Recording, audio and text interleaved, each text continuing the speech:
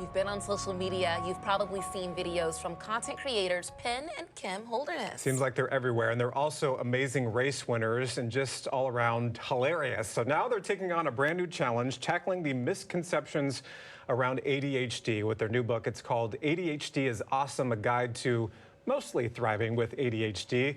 Penn and Kim, thanks for joining us on ARC Seattle to join the conversation this morning. How are you? We're doing great. Thank you so much for having us. Thank you for being with us. So first off, why did you write this book right here? Well, ADHD's gotten kind of a bum rap over the last several decades, you know? Like, you get hit with deficit hyperactivity disorder when you get diagnosed. And it happened to me, too. I felt a little bit ashamed. I felt like there was something wrong with me. And after a ton of research, I learned that, yeah, some things do stink. I do forget things. I have trouble listening. But if you put systems in place to try to manage those things, what is left is a fairly unique and creative brain. Okay, it sounds like, I mean, there's a lot of creativity involved here. An estimated 10 million people in the U.S. have ADHD, but can you explain a little bit more what living with ADHD is like for people who aren't familiar with it? That's you. That's you. Let me tell you this. They say you write the book you need, and our family needed this book.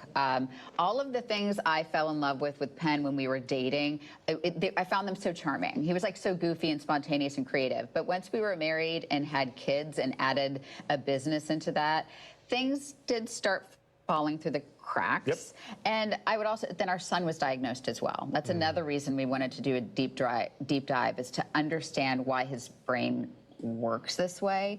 And in our house, ADHD is an explanation. It's not an excuse. But let me tell you, without those systems in place, I mean, every single day I was like, hey, buddy, you need shoes every day. Like, out the door, you need to wear shoes. And now I know why his brain sort of forgets that, and how to put systems in place to, you know, the visual cues. Because what is left, Penn is right, is a pretty awesome brain. Yeah, and Penn, you talk about in the book taking a different approach to being diagnosed with ADHD. Explain that. You mean in terms of like what you do once you have the diagnosis? Yeah. Yeah, so I think, honestly, the systems in place are a big part of it. There's a medical model of diagnosis where doctors look at what's wrong and they try to treat it. A lot of times medicine is the solution to that. Not saying medicine is wrong. Medicine can be great for most. But a lot of psychologists are suggesting now, once you're diagnosed with ADHD, you should really start looking into, like, when does stuff work?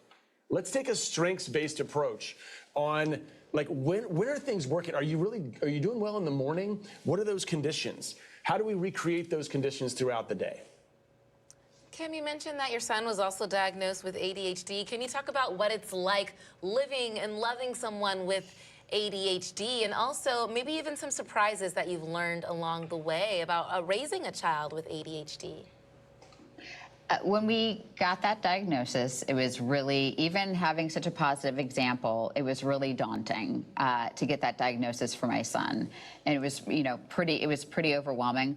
I will say, if we've had enough sleep and proper nutrition and things are firing and the systems are in place, it is a lot of fun, you guys. These boys at dinner, I have never laughed so hard than these two ADHD brains kind of ping-ponging back and forth. It is a lot of fun. So in this book, we are not trying to sweep the negative under the rug. We are talking about the challenges. The challenges are very, very real, and it can be really frustrating.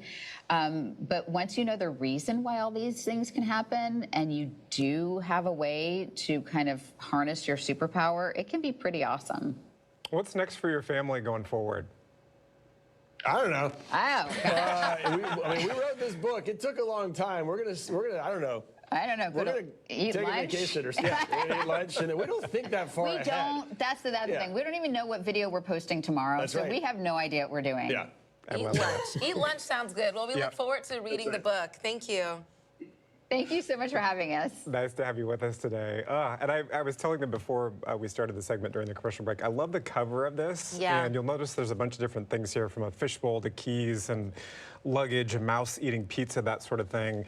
And I think once you read the book, you'll sort of understand the connection between all these things. That's what's kind of intriguing about it, is kind of this random mishmash of things on the cover. And you'll sort of take away from the book that explanation of why all those together kind of make sense. And we also have it up here on our We do. bookshelves. Yeah. I do love the title. ADHD is awesome. It is, and it's all about the perspective when you're diagnosed with something like ADHD. It's not, you know, it can sort of change your perspective on how you deal with that condition going